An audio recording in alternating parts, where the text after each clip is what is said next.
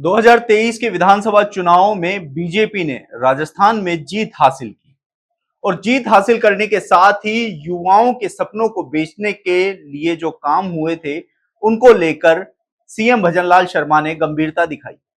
CM Bhajanlal Sharma ने इसके लिए एसआईटी का गठन किया और इस एसआईटी के निशाने पर सबसे पहली भर्ती थी एसआई भर्ती। इस एसआई भर्ती की जब जांच शुरू हुई तो कई ऐसी परतें खुली जिन परतों के बाद ये उम्मीद जगने लगी थी प्रदेश के 8 लाख युवाओं को कि जल्द ही सीएम भजनलाल शर्मा इस भर्ती को रद्द करने का फैसला लेंगे।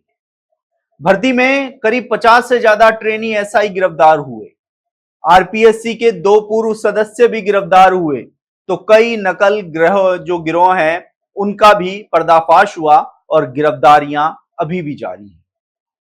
लेकिन अभी तक भी सीएम भजनलाल शर्मा इस भर्ती पर फैसला नहीं ले पा रहे हैं, या कुछ यूं कहें कि एसआई भर्ती को लेकर सरकार ने अपने मुंह में दही जमा रखा है, जो इस पर बोलने से कुछ भी बचते हैं। अब 3 तरीकों से इस पूरी भर्ती को समझने की कोशिश करते हैं कि किस तरीके से इस भर्ती के पेपर लीक हुए। पेपर प्रिंटिंग प्रेस में जाने से पहले ही रामूराम रायका को मिल जाता है। वो उसकी फोटो खींचता है और अपने बेटे और बेटी को वो पेपर 1 महीने पहले ही दे देता है, जिसका खुलासा एसओजी कर चुकी है। एसओजी ने जो चार्जशीट पेश की गई है उसमें साफ तौर पर लिखा है कि 1 महीने पहले भर्ती परीक्षा के आयोजन से ये पेपर आउट हो गया था, जिसके बाद इस भर्ती परीक्षा की सूचिता समाप्त हो गई है। ऐसे में लगातार ये मांग जोर पकड़ने लगी कि इस भर्ती परीक्षा को रद्द किया जाए।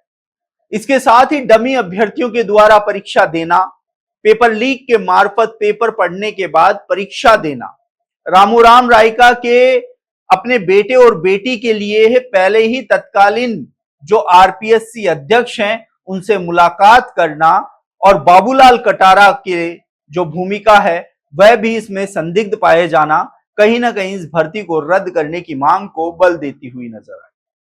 इस भर्ती को रद्द करवाने की मांग को लेकर किरोड़ी लाल मीणा पिछले 3 सालों से सड़कों पर संघर्ष करते हुए नजर आए, जो आज भी ये कहते हैं कि छात्र हित में इस भर्ती को रद्द किया जाए। सरकार ने भर्ती का भविष्य तय करने के लिए एक कमेटी का गठन किया, जिसका संयोजक जोगाराम पटेल को बनाया। जोगाराम पटेल की संयोजकता में 3 बार कमेटी की बैठक हुई, जिसके बाद अंतिम रिपोर्ट सीएम भजनलाल को सौंपी गई। हालांकि जोगाराम पटेल का यह कहना है कि इस भर्ती में रद्द करने या नहीं करने की सिफारिश अपनी रिपोर्ट में नहीं की गई है।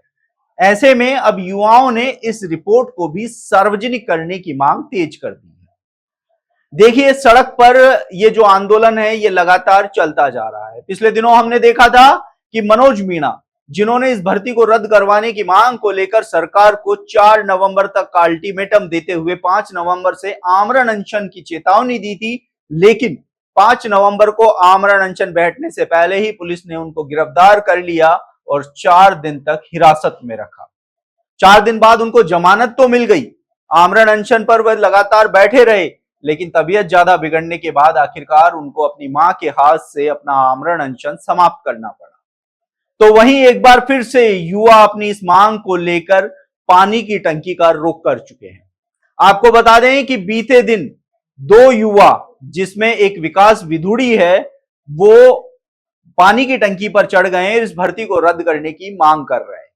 वो जिद पर अड़े हैं कि अब सीधा सीएम भजनलाल शर्मा से ही वार्ता होगी, किसी भी अधिकारी या किसी कमेटी के सामने वो अपनी बात नहीं रखेंगे। 2 दिन हो गए हैं इन युवाओं को पानी की टंकी पर चढ़े हुए, लेकिन अभी तक भी सरकार की ओर से वार्ता का कोई न्योता नहीं आया है। ऐसे में अब प्रदेश के 8 लाख युवाओं में आक्रोश बढ़ता जा रहा है कि इस भर्ती को लेकर यदि सरकार जल्द फैसला नहीं लेती है तो जयपुर की सड़कों पर महासंग्राम होगा। ऐसे में अब देखना होगा कि सीएम भजनलाल शर्मा की जो टेंशन प्रदेश के 8 लाख युवा बढ़ा रहे हैं, उस टेंशन से निजात पाने के लिए सीएम भजनलाल शर्मा इस भर्ती पर अंतिम फैसला कब लेते हैं। आप देखते रहिए एजुकेशन नगरी। मैं हूं ललित वर्मा।